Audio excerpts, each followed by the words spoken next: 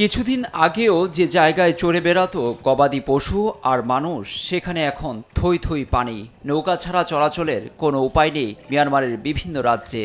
শক্তিশালী টাইফুনের প্রভাবে রাজধানী নেপিদো, মধ্য মান্দালায়, কায়া, কায়েন এবং শানসহ অন্তত ৯টি রাজ্য ক্ষতিগ্রস্ত। বানের জলে দিশেহারা নিম্নাঞ্চলের লোকজন কোথায় যে আশ্রয় নেবে সে জায়গাটুকু হচ্ছে না অনেকের। ৯ রাজ্যের কয়েক হাজার মানুষের আশ্রয় হয়েছে সরকারি তাঁবুতে, প্রয়োজনের তুলনায় যা খুবই অপ্রতুল। এই রাজ্যগুলোতে গত কয়েক দশকের মধ্যে ভয়াবহ বন্যার কারণে ভেঙে পড়েছে সব ধরনের যোগাযোগ ব্যবস্থা, ফলে ক্ষয়ক্ষতির তথ্যও আসছে ধীরগতিতে। বিশেষ করে দুর্গম এলাকার এ সমস্যা ভয়াবহ রূপ নিয়েছে। এ সংকটকে জান্তা সরকার ক্ষমতা দখলের পর প্রথমবার বলছে আন্তর্জাতিক গণমাধ্যমগুলো।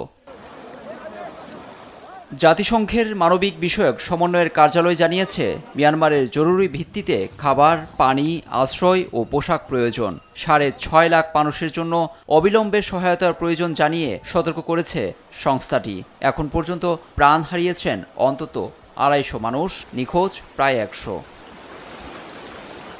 দক্ষিণ এশিয়ায় আঘাত হানা এবছরের সবচেয়ে শক্তিশালী ঝড় হিসেবে বিবেচনা করা হচ্ছে ইয়াগিকে। দক্ষিণ চীন, ভিয়েতনাম, লাওসের পাশাপাশি এখন মিয়ানমারে প্রভাব পড়েছে। সবচেয়ে বেশি ক্ষয়ক্ষতির মুখে ভিয়েতনামের উত্তরাঞ্চল এবং মিয়ানমার। লুৎফর কবির, নিউজ ডেস্ক, দেশ টিভি।